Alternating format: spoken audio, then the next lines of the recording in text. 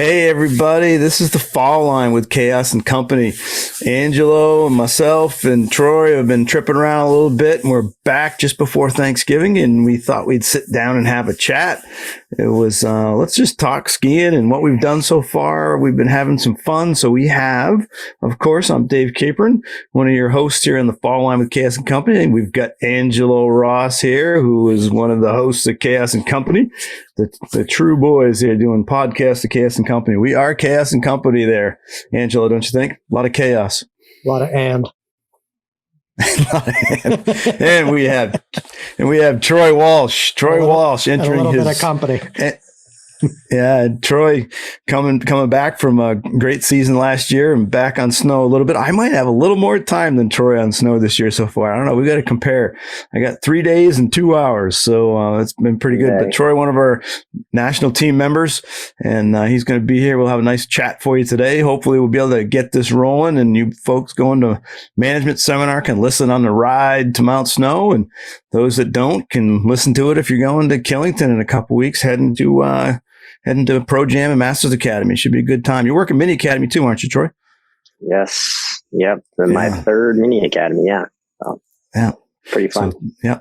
So you'll be there 7 days rolling. I know, Angela, you're going to be over there too, aren't you, for the full 7 days because you're doing a patrol thing on the weekend? Yeah, we'll start Friday night. Yeah, with a little keynote introduction. I work with the Eastern Division of the National Ski Patrol Outdoor Emergency Transportation Steering Committee. So that's essentially their toboggan and skiing examiners. But yeah, we'll start Friday night with some indoor stuff, keynote. Or no, I'm sorry. We'll start Friday morning on snow with the core group, and then do a little keynote Friday night, and then Saturday, Sunday, about 50 or so of their top evaluators come in for some clinics. Yeah. Cool. That should be fun. And, as we're getting into the season here, I know Troy's got his Nordica sweatshirt on there, and we should thank our friends of the podcast here, which is Technica Blizzard. They help us out a lot with Angela and I and keep the podcast going and keep us on equipment on the hill to be out there having fun on some great gear. The Return of the Turn is, Marcus Caston is out with the newest episode there in season 6. You guys watch that in the Inferno? So I watched that yesterday, the Inferno race. That was pretty good. He started my God, he was in the back of the pack, 1,700 and something. And I think he finished 68 or something. That was pretty cool. That was a fun thing to watch. So, and then all three of us here, we all visit Nick's boot fitting. We go over and see Nick Blaylock and get our boots done. I imagine we'll all be doing. I know Angela and I are heading over on Sunday. Troy, you're probably heading over there Sunday. So we'll have quite an Ed Staff party. Yeah, we'll have quite an Ed Staff party over there with Nick. I think we'll all be lined up getting our boots done at Nick's. And then we also have rollerblade, but we got some snow last night. I got about 4 inches here on the ground. So the rollerblading's kind of done for the season, I think, unless it all melts, which I hope not. How much did you get up there, Troy? About the same, you'd said? Yeah, about the same, but it's heavy and it's sticking right to the limbs. So we've been struggling with some internet and some power failures. So we'll see what happens. Yeah. Angela, you got no white stuff, right? A couple weeks ago, we're running thick on fog today. So hopefully that means there's some temperature change and a little bit of snow coming. We have some cold nights this week coming. Yeah. And we'll talk a little bit about Nordica later. Troy's sponsor and some cool stuff they did with some videos that you and Michael Rogan and Megan Jones, right? Correct. Western Examiner. The three of you all ski for Nordica and did some. And what's that? Intermountain she's from? Northern Intermountain. She's out of Whitefish, Montana. Got it. Cool. So it was pretty cool. And if people haven't seen that, but we'll let them know about those later in the podcast and we'll chat about those. But I think we should start, fellas, kind of jumping into team training this fall. Both of you guys, not just Troy, but Angelo with his new job, the Education Development Manager. I think I got it right today, Angelo. Correct. Yes. Finally got one right, man. I've been working on that one. But both of you went to team sticky note on your monitor. I know. You should get it right. I could have like a couple over here in the wall. Like, I got to read this off. What's his title, man? And so we'll chat a little bit about team training because disappointingly, it was off snow this season. And you guys carried all your gear, as far as I know, had all your skis and equipment and everything all the way out to Colorado, and then carried it all the way back home and never came out of the bags. I know that some of the guys left their stuff out there because I was at tele training, and Greg Dixon had left his stuff with Jim Shaw, so he didn't have to take it back home and then bring it again. So it was pretty funny. But I think we should talk a little bit about what was going on at team training. What's the team focusing on? Interski was your big gig, and that finished up in the spring. And I know you're still putting some stuff out there, but with that in the rearview mirror, what's looming in the season? And also, Troy, I mean, this is your third team training. So how has it evolved for you? Let's start with Troy. How has that team training evolved, and what was going on with Interski in the rearview mirror and looking forward? This one felt, it was way different just because we're off snow, but probably the most interesting thing I thought is that it was our third and last of this team. That really, that was pretty profound when you walk in there and you're like, oh man, I only had 3 years with this group. And that kind of made you pay attention and sit with other people and just stretch out and move around, just try to catch up with other folks because, we don't know what the team makeup's going to be next year. It could be similar. It could be very different. So we're all, thankful for the time that we've had on that team. So that was kind of interesting. Also that Interski event is such a full on event, and it was like, there was no let up. I mean, we started prepping on year one, knowing that we were like, this is happening and we better have our ducks in a row. And last year was just like putting more coal to the fire. It was just keep pressing, get your stuff done. And then after this one, it was all of a sudden we have to actually listen a little bit more to other people's presentations and the information that was coming out from other teams, or the snowboard team, the telemark team, cross country team, and listen to what they did. And that was super refreshing because admittedly we were built in these little silos because we had a project that we needed to come up with an end for. Yeah. I mean, because we talked to Peter Cray a couple of weeks ago, our previous podcast, and it was interesting because I asked him about the other countries, and if there's articles to write, and he's like, I didn't have time to see any other because he was focused on all the team presentations. So just trying to go to those, he was in that American silo of what all the team members were presenting, you guys were presenting, and gals. And then, that was interesting. And I know Angelo last year, I was texting him some of the things I saw online and was watching that they were streaming. And Angelo's like, I don't know, man, there's so much going on at once. I didn't see any of that. You couldn't keep up with it. You're it would be like getting dropped off in Killington and hey, there's presentations all up and down the road. Go for it. Like, where's this one? Where's that one? And the maps and the interaction with the app. And we were all over the shop. And plus, going there and being all jet lagged out and kind of like, where are we? What time? Anybody know what time it is? Being on the demo hill till 10:30 at night. Like, this is not right. So is there one thing that you brought home from team training, Troy, that was, kind of your thing? It was the last training of this team, and you guys would go through the season. Is there, in the tryouts in the spring, and you're going back for the tryout, and feeling strongly you'll make it again, man. We're all pulling for you. We know you got the skill level to do it. But, is there something you pulled out of training this year that's really was rewarding for you personally that you're like, this was cool out of training? Yeah. This one, it was kind of our assignment, like right at, we had an assignment early, just about 10 days prior to going to training. And it was like, hey, Michael sent this thing out. And he's like, I really want you to watch these videos, and I want you to look at, and have these things in mind when you're watching these videos.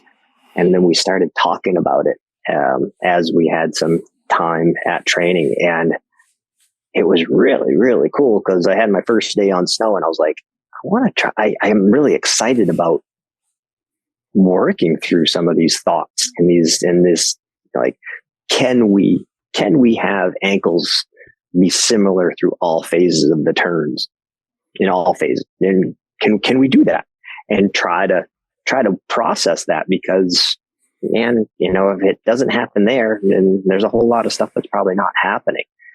And on day one, you started realizing, you're like, yep, I need to have some time to focus on that. And I thought that was super cool, just to be able to have those assignments of like, all right, work on it, and we'll see if we can see it when we catch up with each other, because we're all kind of thinking about the same thing. So yeah, that, I like going to work like that. I like it when someone tells me, let's work on this aspect of our skiing, and then we just kind of put our noses to the ground and kind of get it done. That's cool, man. A little play, a little experimentation, a little exploration, it sounds like. Yeah, absolutely. And yesterday I skied with Dave Wen for a little bit. And he was like, what are you thinking about skiing? I kind of ran that past him, and he follows in behind me, and he was like, well, this is what I'm seeing. He's like, okay, I've had 2 hours on snow, and all right, Dave, thanks a bunch. Your coaching starts now. This is it's always fun skiing with the general, man.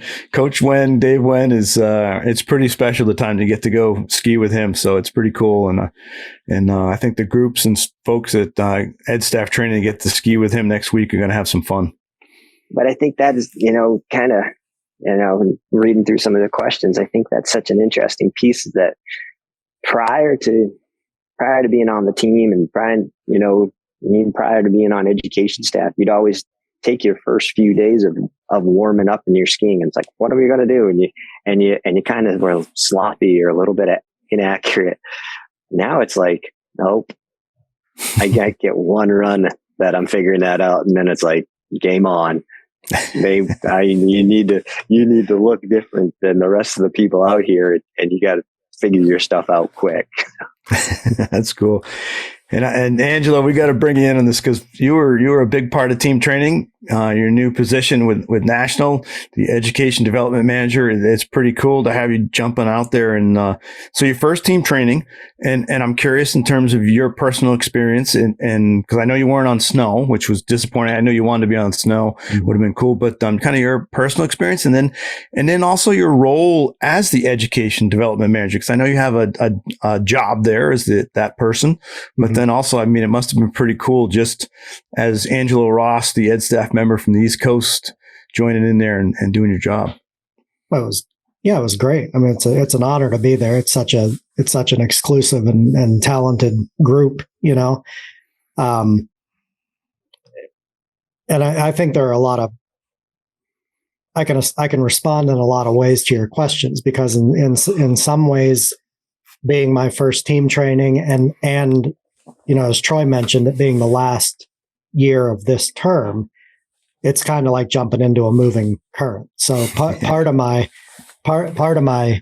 the things, or part of what I wanted to do was just sort of sit back and get my bearings, and knowing that the composition of the team is going to change in some amount by the end of this year.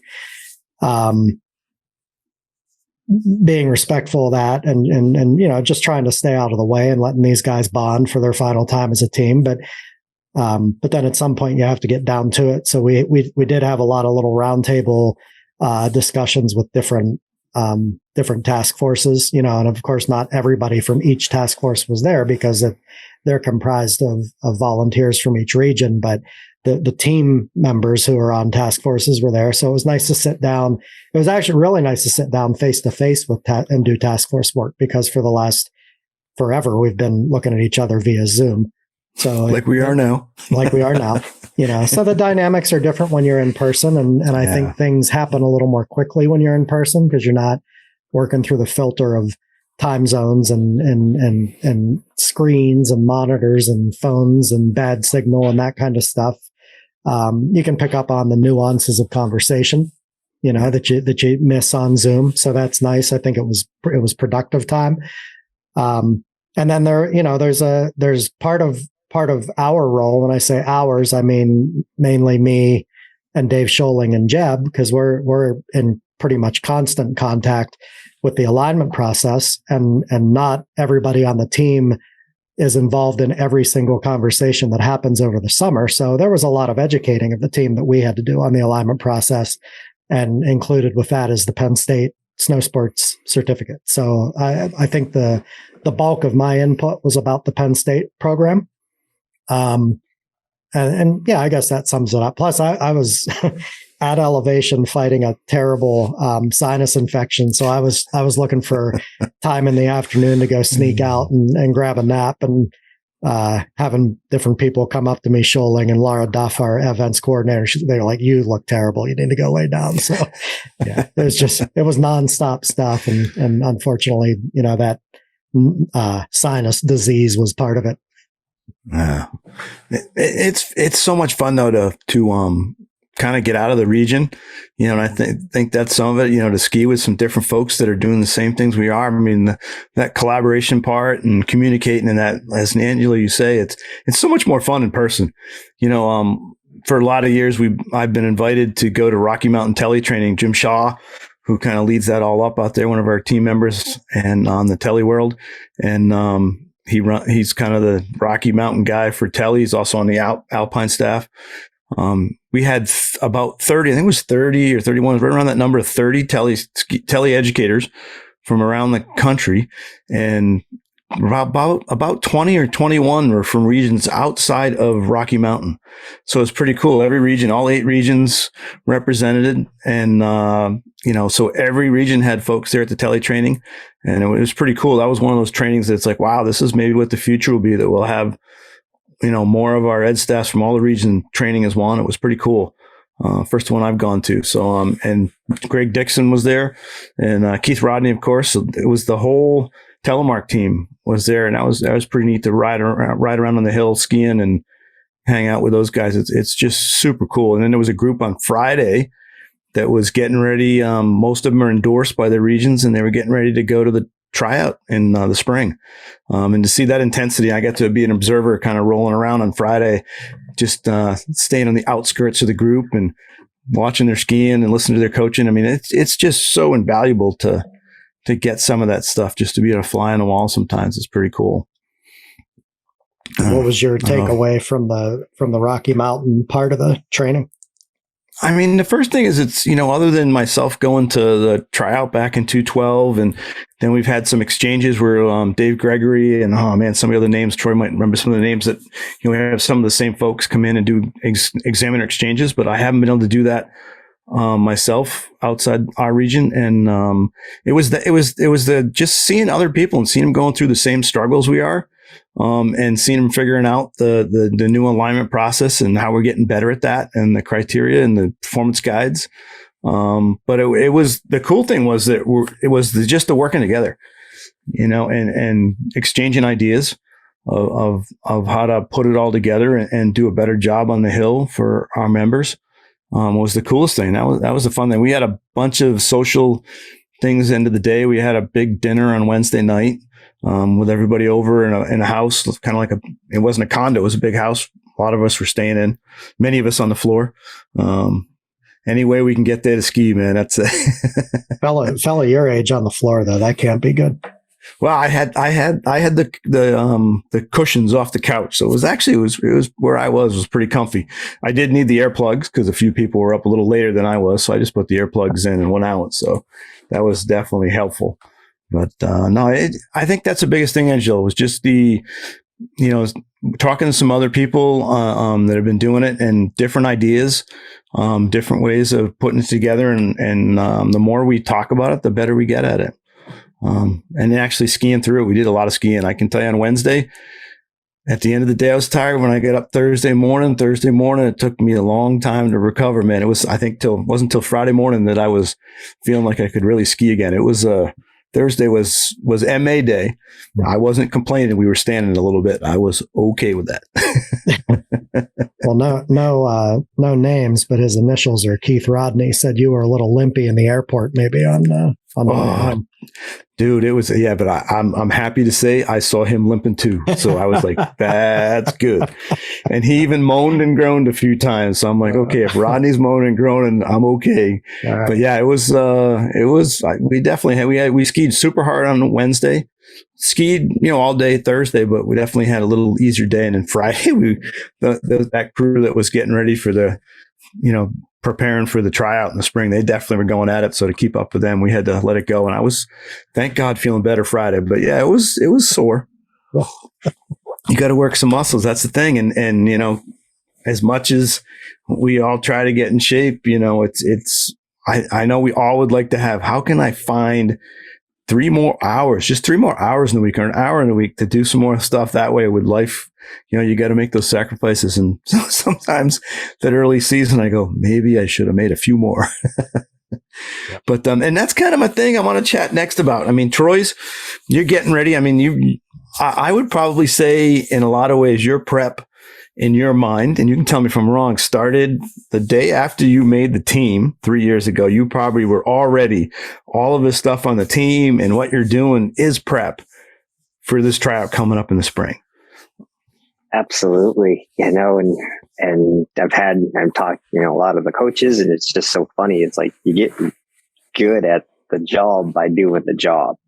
You get out there, you're leading groups in different places. You might come into a place at 3:00 in the morning and you're on at 9. And it's, there's times when you're not feeling the best, but you've got to make sure that everyone has a great time. You're skiing well. You're connecting with people that, you get put in places that you're not normally. You try to avoid those places, and then sometimes you're like, no, can't avoid this one. We're here. I'm all by myself. I don't have my skis. I got one boot, and you're like, all right, figure it out. Yeah. And we do. We hear Jeb. Jeb has said that for years. Jeb Boyd. I mean, he's told us preparing for even going for dev team. We have a development team tryout this year, and that's what I wanted to chat about. And hopefully those folks can listen to what you're preparing. And I'm the coach setting up the tryout, so they probably want to listen to what I have to say. They might get some hints. And but yeah, Jeb has said, get out there and do the job. The tryout and any of our tryouts here for ed staff really should, if you're out there doing the job and teaching skiing, because it's a ski tryout here, and the national will be all disciplines.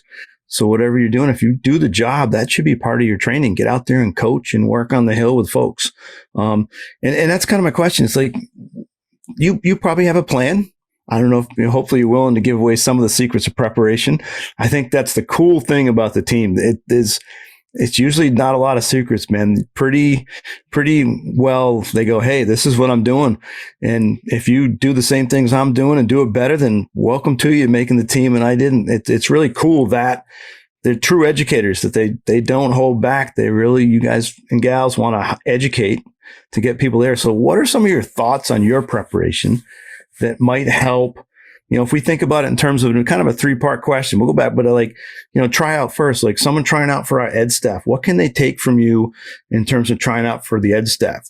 And then we'll put it in perspective after that, just someone going to maybe an assessment, a level 2 or 3, and then maybe what things they could take from what you have to just getting better, just becoming a better ski teacher or a snowboard teacher. We'll start with the tryout first. Regional ones or regional one. Okay. Like, I mean, our regional, like dev team, or like Rocky Mountain has their RMT, I think is kind of their entry level to their ed staff. So I'm thinking there, like, what are some of the things you're doing for the job and to keep that job in the spring that they could prep that would help them make our ed staff here or Rocky Mountain or Central? I think a lot of it, and this has been my experience, is that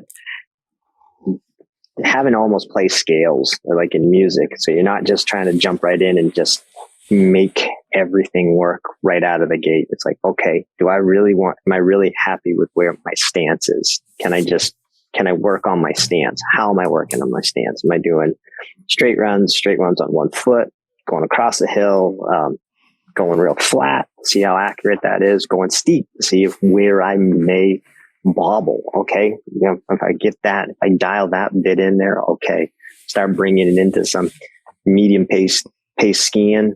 Does my stance stay accurate and clean all the way through all phases of the turn? Go faster, go a little bit faster, go a little bit faster, a little bit steeper, a little bit of this. Go into terrain. See where things or that hiccup comes from. And if that hiccup does come, can I get it back? Because it's not about being perfect. We'd have no one there that could be spot on with every aspect of skiing through all terrain and all activities. It's about being pretty darn accurate most of the time, pretty athletic most of the time. And when we get out of those spots, how do we bring it back to make that look like it was just a hiccup and not a fundamental flaw in movements or bad decision making or whatever. So, yeah. I was just wondering, ski wise, it sounds like versatility. Listen, you started with stance and you went to some simple things there of, on 1 foot in the straight run, 2 feet in the straight run, the different things there. And then you went to different terrain, different snow surfaces. And that's kind of what I heard from Greg Dixon and Jim Shaw. Then that was kind of their message, which is kind of our newest thing, that we ski a lot of different terrain and surfaces and encompass, and its versatility is our big thing. So I would assume versatility would probably be an important thing to have in the sliding realm for the tryout. Absolutely. And adaptability, right? If we went skiing, us three just went skiing and we run to do synchro stuff.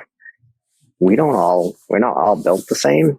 We don't move the same, but in order for us to look halfway in sync, I would have to help match Angelo's skiing to mine, and you'd have to help to both of us, and we would have to try to work together, take a little bit off or add a little something different.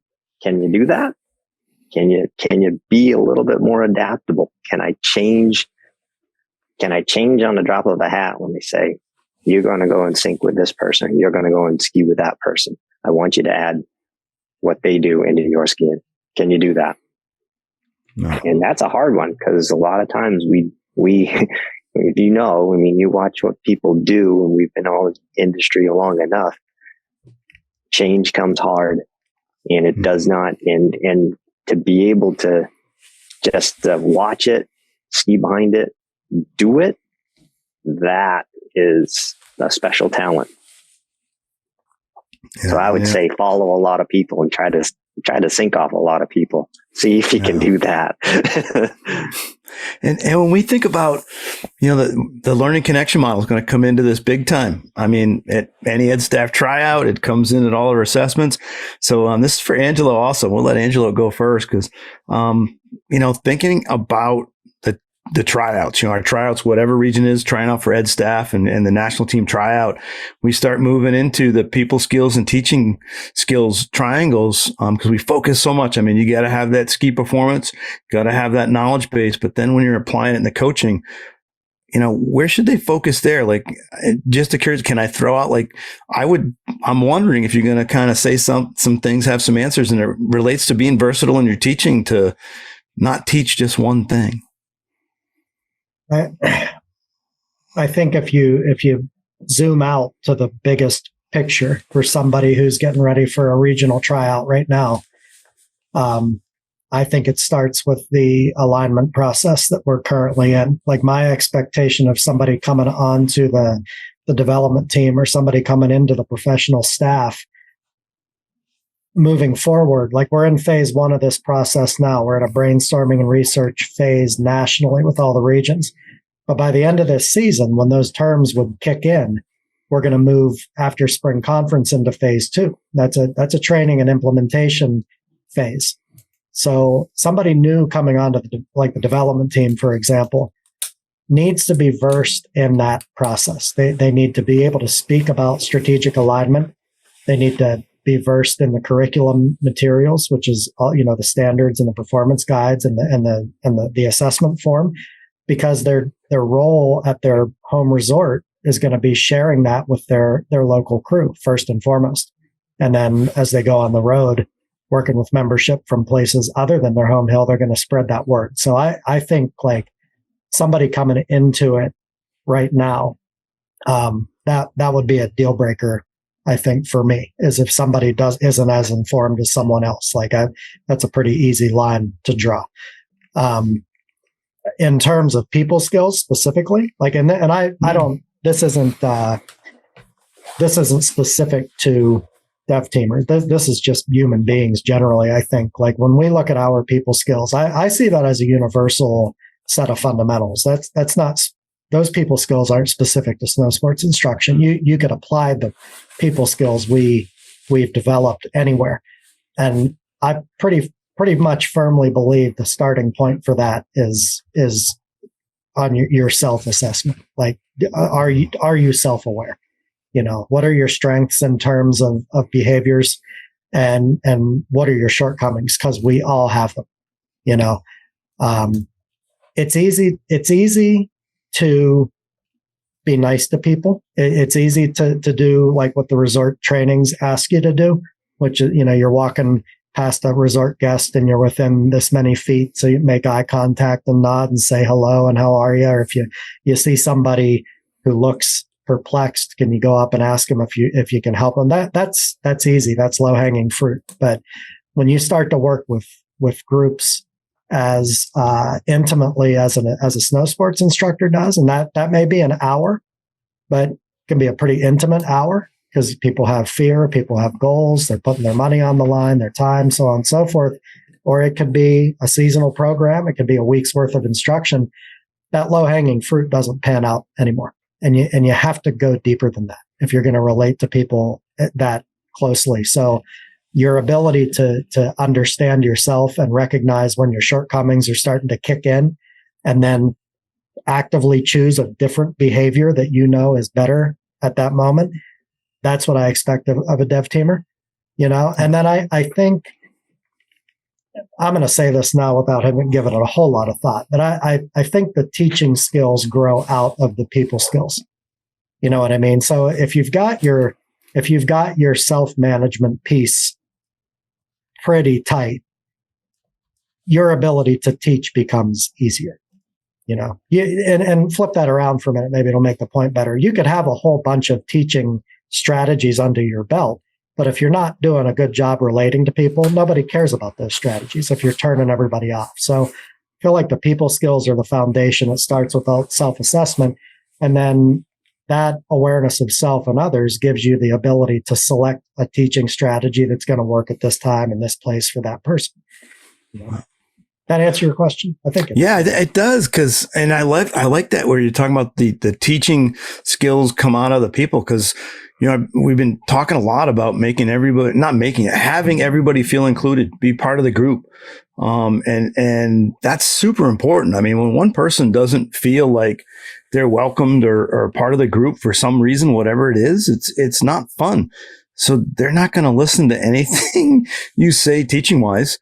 And you can have all the curriculum and all the presentations in terms of the technical stuff going out there. But if you present it in a way that, pisses somebody off or offends somebody, without even knowing it, that's not being very self-aware and watching what's going on. And I know the team crew, all the men and women on the team are pretty focused on that. Jim and Greg talked a lot about that. Keith did. And it was very evident in our training in Rocky Mountain. Just language, mannerisms, everything of how the whole thing ran. I think it's super important.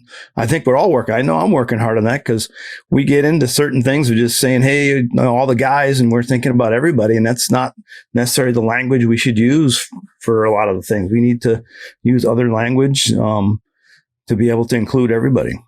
But what are your thoughts, Troy, there teaching people wise, now that Angelo, put that just awesome bomb out there that's perfect. I mean, how do you beat that?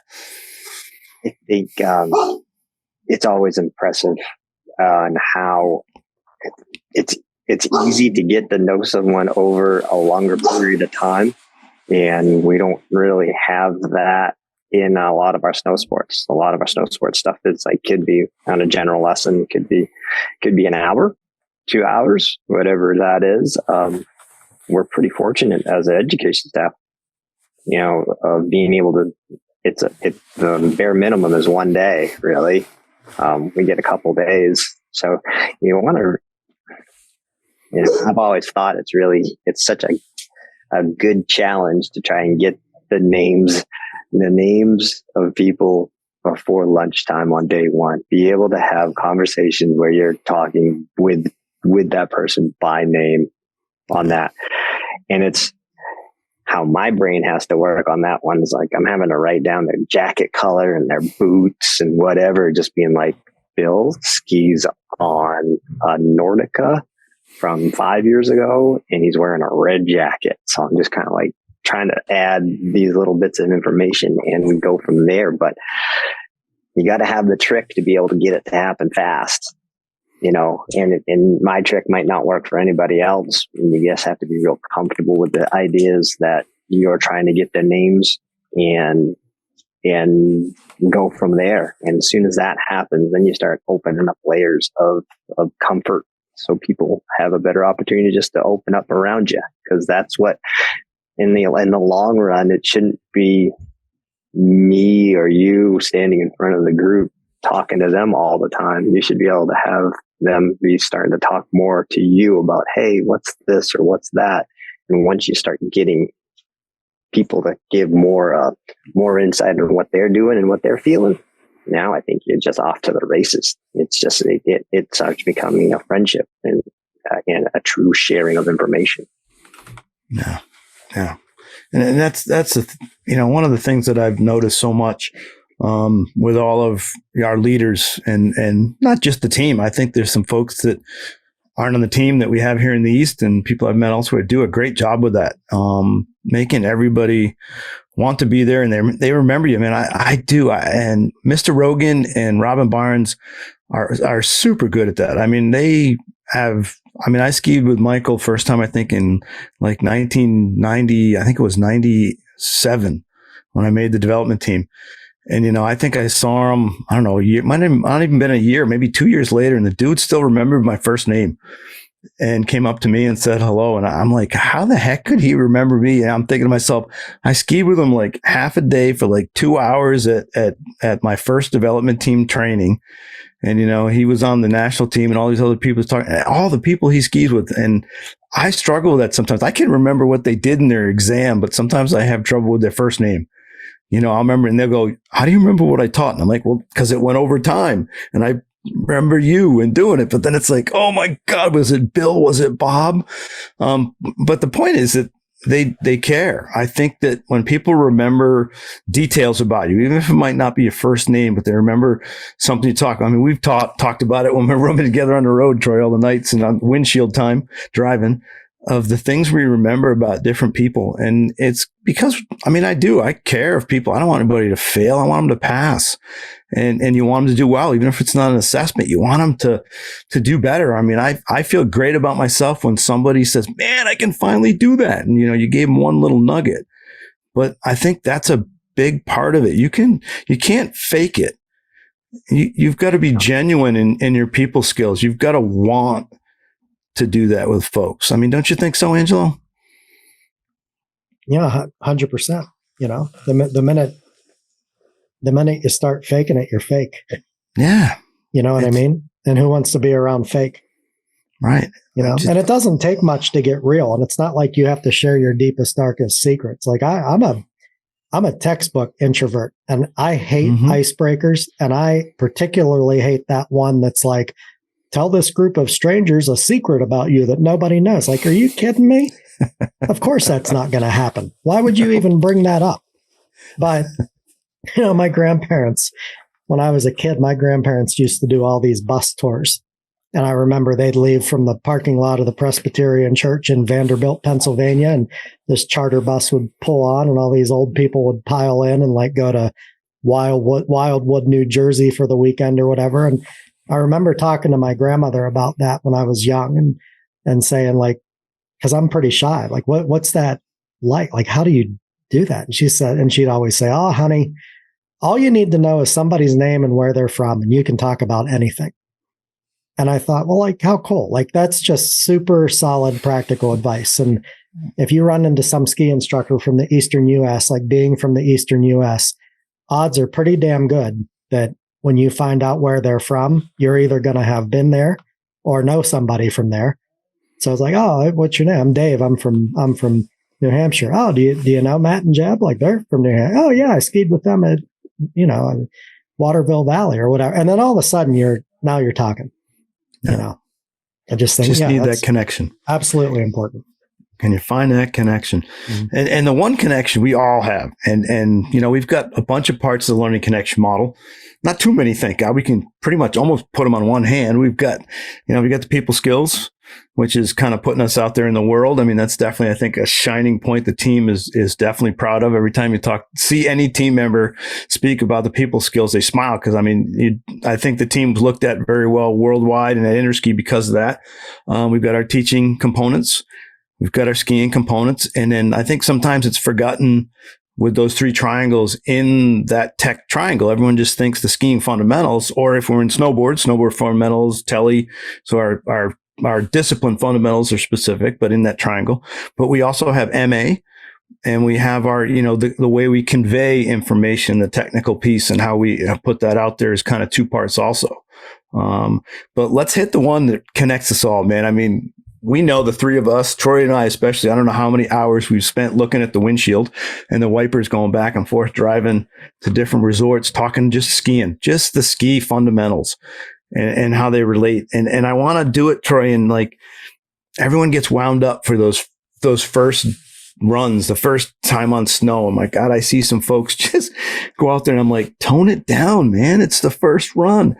And I just wanted to chat with you because it was interesting to listen to Deb Armstrong's little video that she put out, some of her content with Josh Fogg.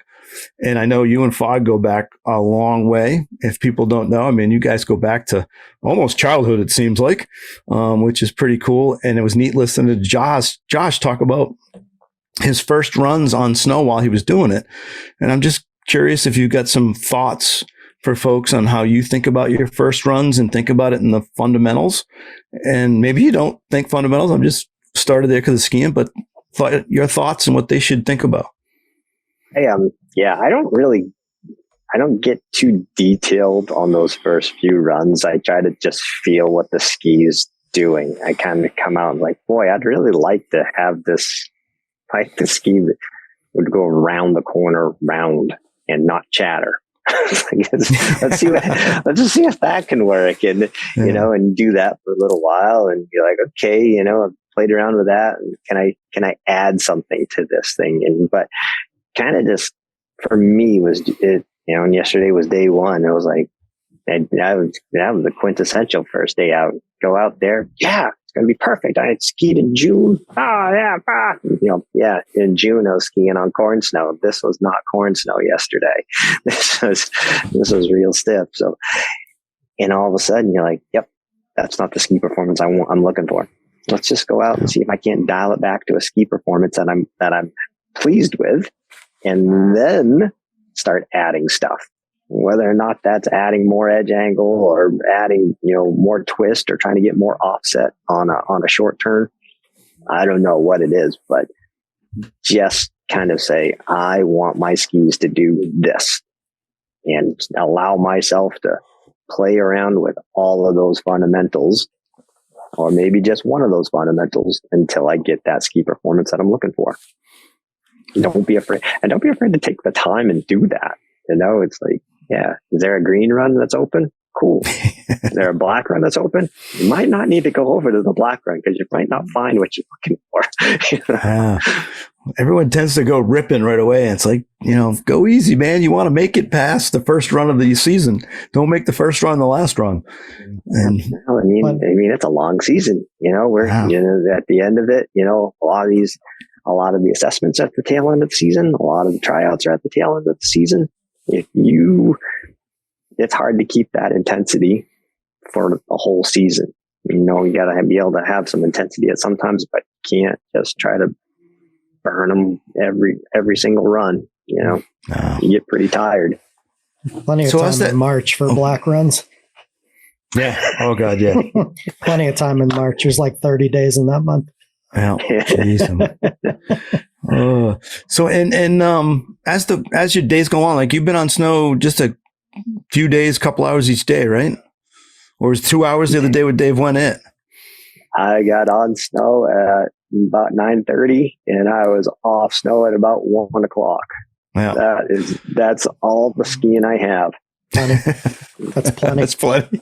So I do. I've got quite a bit. I had 3 days and then definitely some pain on those telly gear, man. The muscles were not quite ready, and but they worked through it. And then couple hours down at Big Snow, and I was kind of nervous because I went to Big Snow and I tellied down there. When I was going to telly training and be on them first, and I was like skied the 2 hours down there just at Big Snow, and I'm like, my God, my legs are sore. I only went for 2 hours of Big Snow.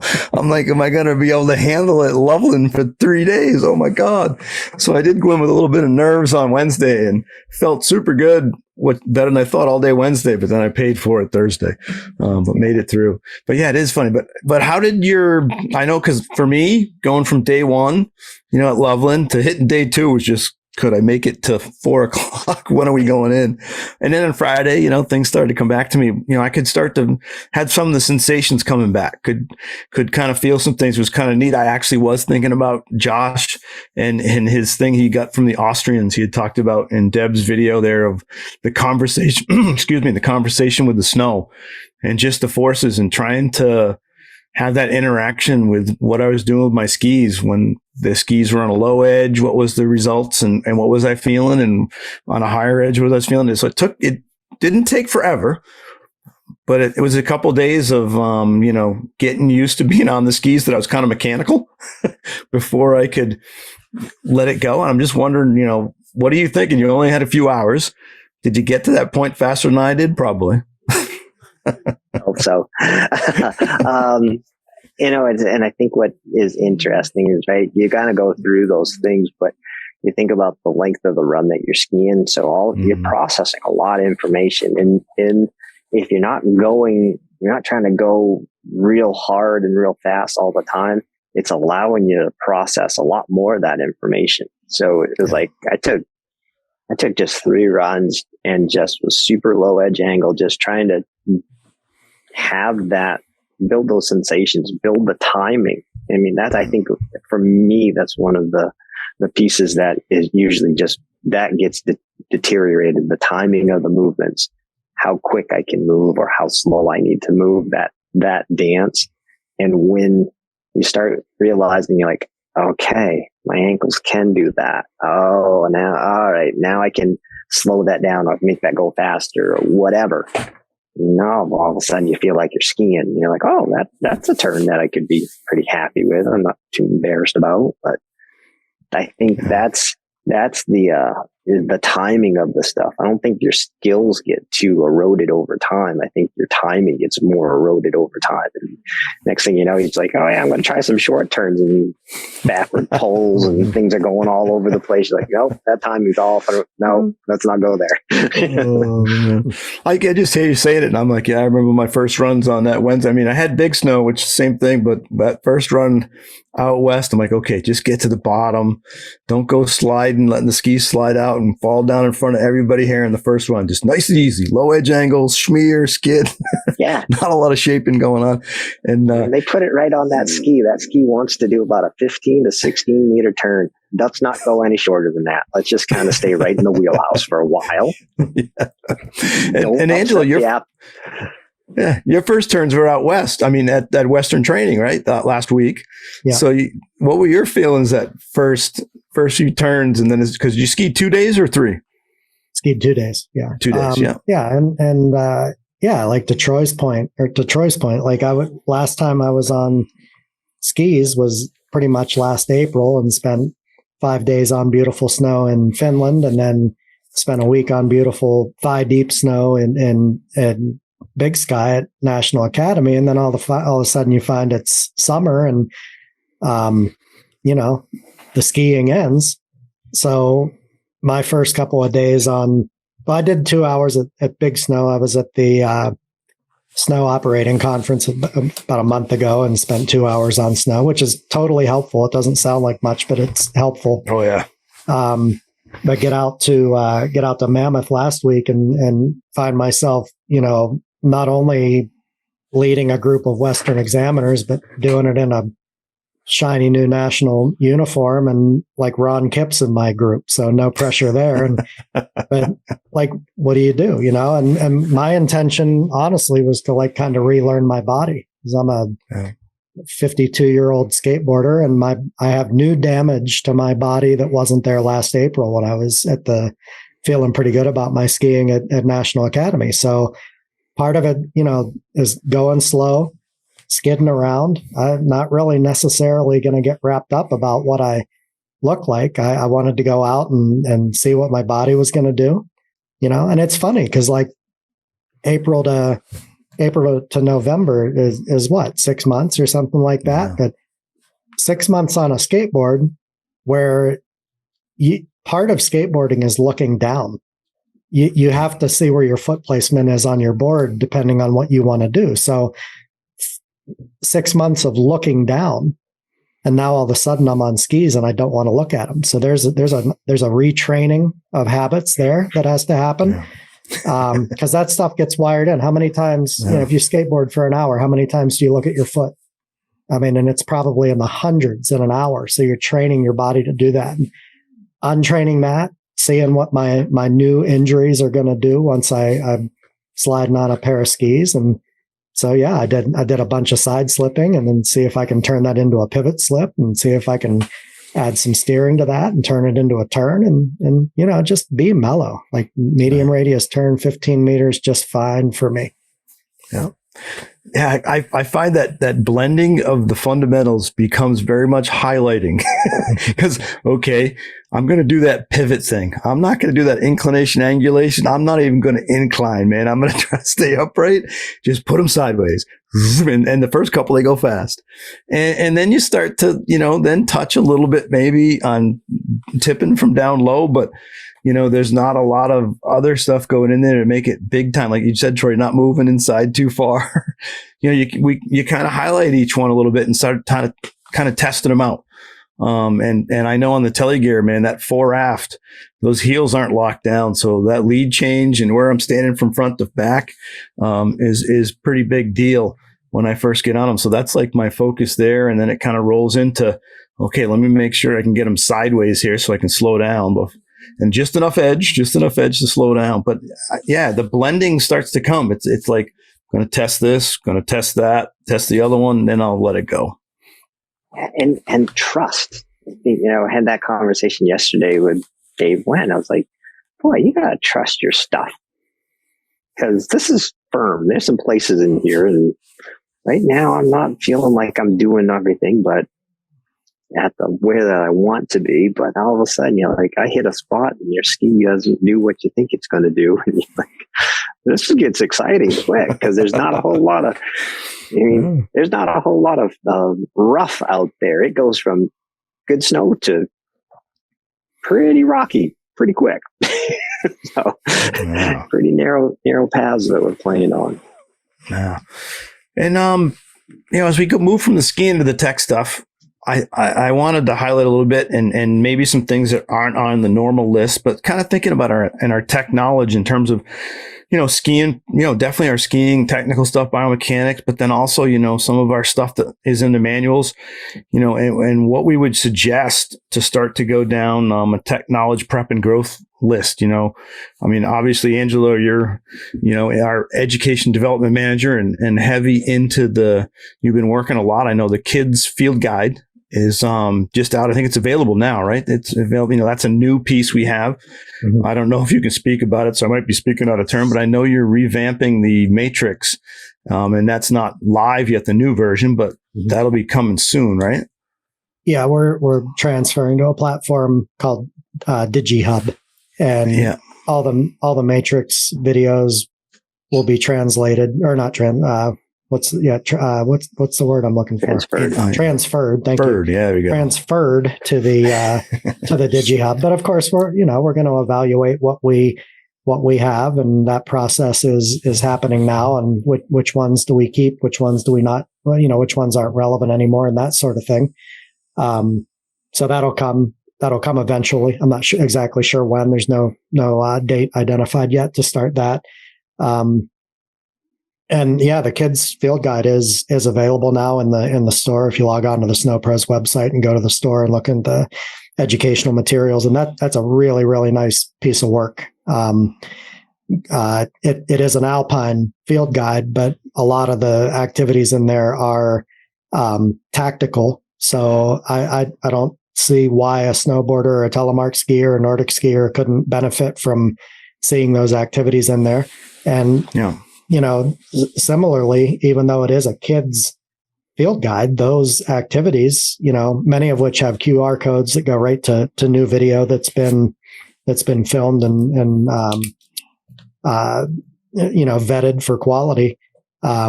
A lot of that stuff is applicable to adults as well, and the nice thing about that particular piece is that it's pocket sized.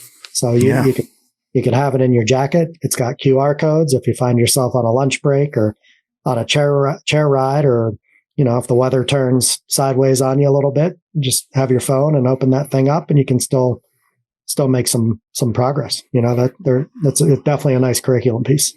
Yeah, and I think we have a ton. I mean, if we break it down so that people can hear a lot of the pieces we think about and some of the stuff that might not be PSIA-AASI official in terms of one of our manuals, because we have our manuals now, but if we break it down into what resources people have to get out there and look at, I mean, we have our manuals.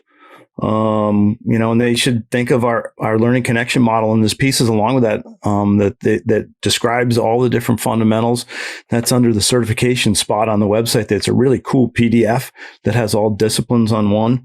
You mentioned earlier, Angela, our performance guides, and that's something I know Troy's been digging in a little more with the team, but I'm digging into those more. Those are definitely a piece that we have to dig in, and they're meaty in terms of, there's a lot when you put together the discipline, and I've got my Alpine discipline one, and I got my tele discipline one, and then I got the people and teaching. So there's 4 of them that I have to dig into. And there's a lot of stuff there to help people know what is and what isn't successful in terms of our assessments, but just also what's good and bad in terms of performance-wise. I mean, we want to have more of the successful type thing because it's successful for our members. So like you said, they should start digging into the performance guides. They're available. Dave, let me address the bulk of those performance guides for a minute, because I know that that's a concern. And when you open those documents for the first time, it does look like quite a bit, and it is quite a bit, as it should be. Yeah. I think the first thing to know when you dig in there is you don't have to know all of it. So if somebody's interested in level 2 skiing, for example, you just go to that bit, and it's a handful of pages is all. So that's one thing. I would encourage people to really only look at what you need for now. But then once you do that and you get ownership of the structure of it, say for example, somebody's going for level 2 skiing. If you flip to the level 1 skiing information, or flip ahead to the level 3 skiing information, you're going to recognize very quickly there's a similar structure. So once you get that, you pretty much ownership of the build of it, But the other thing that I really like, and I've heard people talk about the bulk of it, and I've been addressing it this way. Like, take somebody like Troy. Like, can we agree that Troy is a damn fine snow sports instructor? Yes, you agree with that? Right. And yes. I'd even go so far as to say that I'm a little biased, but yes. I'd say if you read the performance guide, you can eliminate your bias. Right. That was a joke. But I mean, if we agree that Troy is a hell of a fine snow sports instructor. And even on a world stage, right? Troy has presented on a world stage. I think nobody would argue he's not an expert, right? If they do, I'll punch him. Well, that would land in the people skills category. So let's start there. But if you want to break down why Troy is good, like what does Troy do that is good? You know, you can start to break it down into these chunks, and the three biggest chunks you might break it down into are his people skills, his teaching skills, and his technical skills, right? Mm-hmm. But then you can even drill down farther than that. And I happen to know that Troy is very self-aware. Like we roomed together at Breckenridge at a national academy a couple of years ago, and the conversations we had, I very quickly decided that Troy really understands himself. He knows his personality. He knows his body, what he needs, what he wants to eat, how he wants to stretch, what time he wants to get off the hill and get a little private time. Like I know that because I had the privilege of rooming with him. But you could dissect his skiing similarly. You could dissect his teaching similarly. And each of those little things that you would list about Troy, specifically the things that make him good at what he does, that's what the performance guides are. So I understand they're bulky. It's a lot of content, but if you look at the skiing portion of Troy's brain and decide to put that on paper, that's all it is. So as somebody training for an exam, if you say, your trainers at home said, hey, you need to work on this aspect of your skiing to get ready for level 2 or whatever, you can flip right through those performance guides to level 2 and the skiing part and figure out exactly what you have to do to make that change, and likewise for teaching and people skills. So that's all. I just wanted to address the size of those documents, because I understand that it's big, but there are ways to go about doing it that makes it much more manageable. And the beauty of it is also like you can use it for training, so trainers at their home hill can observe like observable behaviors of the folks on their staff and reference some point in that performance guide to suggest they might suggest some improvement. Candidates themselves can look at it, do the same thing for some self-assessment, self-coaching. And then it's the same exact documents that examiners are using for the evaluations in the exams. So like there's full transparency, no secret, and they're totally complete in terms of what they offer, like specific to the job we do, That's you had two big points there. One Troy's going to chat about. He doesn't know it yet, but one is because we've been thinking about it as ed staff, we need to have all of it. If I'm doing a level 1, I got to have a level 1 part of it. If I'm doing a level 2, I've got to have that level 2 part. If I'm doing level 3, then there's a lot of events I have mixed people, and it's just trying to do those things well. I'm being assessed, even though it's not my assessment, by the members, in my doing these things. So that's where I have all those things. But yeah, I think that's a super huge point that I'm writing that one down, Angela. Like someone going to level 2, don't try to go into all level 1, 2, and 3 in the assessment, in the performance guide right away. Just go to level 2 in each one. Maybe rip out the level 2 part from each assessment, each performance guide, put that together and focus where you're at. Cause those are the things you're trying to achieve right there. That kind of criteria. Dave, it's a super good way to look at it. I would even suggest, sorry to interrupt, but I'd even suggest if somebody's looking at the entire level 2 exam for this upcoming season, do just that. Pull all the level 2 stuff out of the appropriate performance guides, staple that together and make that your note sheet. Like carry that around with you, show it to your staff trainers, take it to your PSIA events that you're doing. Like have that as a living document. Yeah. It's the entire package of what those folks are being assessed on. Like it couldn't be more transparent than that. I mean, that after we're chatting here, that's what I'm telling my staff to do. If you're going level 1, pull those pieces out. You're doing level 2, pull them out. And the scorecard and the assessment. Yeah. Form. Like why not? Because it's the same assessment form the examiner is going to have when they do the evaluation. Yeah. And let's go to some prep because, Troy was kind of vague a little bit, and I let him go. We're digging in now. I mean, and Troy knows. I mean, I know you and I do. We might not do to the level Troy does, but Troy pushes me in the room. We have our roller with us, and we do our normal end of the day when we go back to recharge the brain. We need that alone time for, at least a half an hour, 45 minutes, wherever we are. So we run to the room when I've run with Troy a lot. And we've got at least one of us will bring the roller. If I'm not bringing it, Troy does. If I do, he doesn't. And we do our normal kind of stuff. And then we do bang on each other. Like if one comes back and lays on the bed, the other one goes, dude, get on the roller. But then there's the fun stuff and Troy's bigger at this than I am, but he always brings a new one in, like try this one. And we do stuff on the roll that's challenging, but I think it's part of the preparation and, getting on the roller to get the body ready for the next day. I missed that. I didn't bring anything with me out west. And then, then I found out Mickey was hiding the Theragun in his room. I could have killed him. I wanted to use that thing Wednesday night, but I think that is part of the preparation. I mean, we do focus on during the season, bringing the roller with us to at least keep the flexibility going and that kind of thing, and making sure that we're ready for the next day when we might have a few too many after ski day and after dinner, that kind of thing.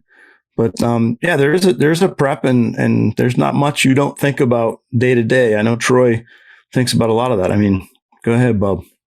It's I think it's always strange. I start thinking about this. My season started yesterday. I got on snow for 5 hours. On Monday, I'm going to be on snow for 6 hours, 7 hours. Tuesday, 6 to 7 hours. Wednesday, all of a sudden, it goes from 0 to 100, and it's amazing because by Wednesday, your legs feel like you've had a few days. You're not used to feeling those forces, so really just paying attention to how much water you're drinking, how much sleep you're getting, how much is the sleep that you're getting quality sleep. We've all had the roommates that make a lot of noise or something like that. And you're like, oh my gosh, I can't, this is just, I feel miserable. Trying to find your breakfast that's going to make you feel like you can move around. Sometimes we go to these places and it's a heavy breakfast, and sometimes it just doesn't work for us. Or just trying to, having the right snacks that you bring from home, having that little indulgent candy on the lift ride, and being like, oh yeah, this makes me feel this, not just good, with some energy, but just good. Like I stunk that run up last night. I have to eat a Kit Kat on the way up this time. So, but just trying to, take good note of how you're feeling on stuff. And, and if you need to have a little bit of time, just be like, hey, let's have a free ski to kind of get the cobwebs out of your head, to get yourself a little bit more focused. Take those times, like Angelo said, and you said that you need to go back to the room for 35 minutes at the end of the day. Do it. Yeah. Get away. Yeah. The problem, it's great. I love going to Pro Jam as an example. How much fun. The problem is there's always somebody who's ready to party. Yeah. So you have to make the decision. It's just not for me today. I'm just going to do this instead. Right. And sometimes that time is not just me, it's me taking care of my skis. It's like, nope, I'm going to go because I ran over a gravel pit. I'm going to go make sure that at least something's going to work tomorrow. It might not be me, but my skis will be okay. So. We did a lot of that last year, man. If you didn't bring enough pairs of skis to Killington, I know a couple people, and I think Ben, I was rooming with Ben Potts. I think Ben was making sure his skis every night because I think he only had one pair with him, flying out here. And, but there was others too, Ben. I know a couple people wanted to be on the same ski. So what they do, you got to run to the room, put the edge back on. The edge was lucky to still be there at 1:00 in the afternoon, never mind the next day. It was brutal, and early season East Coast, baby. But that alone, just that can put your mind at rest, and if you're going out there and you're like, yeah, at least I know my skis are tight. I'm not a very good person when I have to make a ski grip. You know, you're trying to monkey around on this thing. It's like, like what's going to happen? But if you do it right, and the ski does what you want it to do, that takes one variable off, makes your brain relax a little bit more. Yeah. Well, let's hit the tech stuff again, because we always go back to skiing, don't we? And our physical prep, our physical movement. You know, the tech knowledge, the brain power, the understanding. You know, we spoke about some things. The Eastern Assessment Guide, I think, is huge, man. That thing has some awesome stuff. Mr. Erickson has put that together in such a great way with the assessment activities now to understand the bullet points of the fundamental applications of how you're applying the fundamentals to make each one of those activities successful is a huge learning piece in itself. But then there's other stuff. I mean, Angela and I hope, with our 5 listeners, we hope that those 5 people that listen actually are learning something. Is it even 5, Angela? What do you say? You say 5, or do you say 2, or what do you always joke about? Is it how many listeners? I think one guy unsubscribed, so it's like 4. But you know, you want people to at least find some places out to learn some things, learn from us and the folks we have on. You know, what are some of the things that you guys have been looking at or think folks should look at? We've always said, by Ron LeMaster, the ultimate skiing. That's like, kind of the piece that I don't know if there's any ed staff member that doesn't recommend that book to our members. You know, there's other stuff that people might not know about. What are some of the things or something specific that you think people should jump onto? I was starstruck when my first academy that I was able to, national academy that I was able to be in the room with the group leaders and look over, and it's like, there's Jay Evans. I'm like, oh my God, it's Jay Evans. And I look over on the other side, it's like, that's Alan Boss. Oh my God. Those two helped me through, you know, unknowingly, of course, they helped me through all my certifications and all that stuff. So I'm like, anything from Ellen, anything from, you know, have that next to your bed, have that in your bag, be able to just open it up. Skiing, the images in there are amazing. The information is amazing. I love those books. Yeah. Ellen has some great stuff out there that's so valid today that even though she wrote them years ago, and I have them, she knows I have them. We've had her on the podcast and check them out. There's so many people that have read that we talked to that have all of Ellen Post-Foster's stuff. So that's some cool stuff there. What else do you think, Angela? I'm going to put a plug in for Chris Fellow's book about tactics, yep. All mountain tactics, because I know we have a tendency as an association to be very body centric. I think we're getting a little bit more gear centric. I think that's creeping into the conversation a little bit more, but I don't hear a lot of people who are super comfortable just talking about tactics. So I would throw that one in the mix because it broadens your entire view of what you're doing on the hill. And then additionally, you know, as we're becoming more and more one team, we're becoming more and more inclusive, you find a lot more events with mixed discipline gear.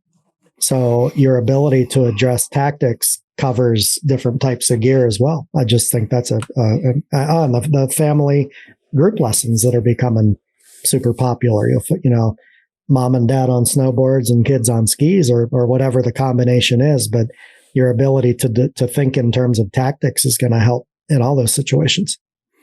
Yeah.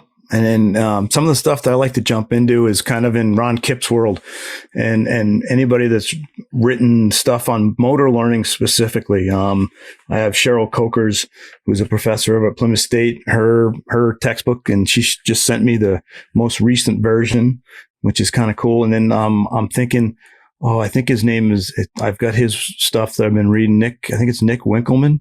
I'll have to look that back up, but his stuff is exceptional. That book that he wrote that I'm probably about halfway through, and the coaching stuff he has is awesome.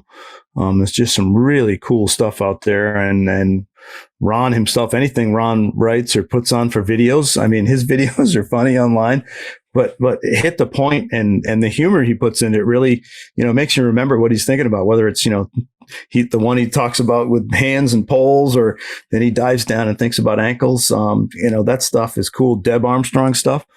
All the content Deb's putting out is super cool, I think. Real fun to watch that stuff. And Mr. Fogg was one of the most recent, so you should check that out if you haven't.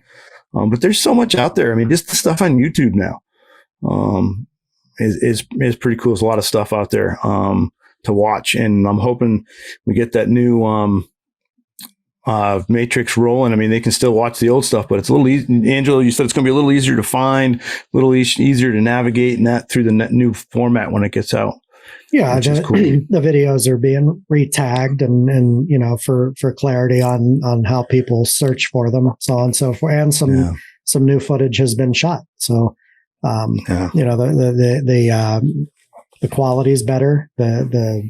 As we align and certain activities are selected across the country for use in certain levels of exams, like those videos are going to be available to reference. So yeah, it's a work in progress.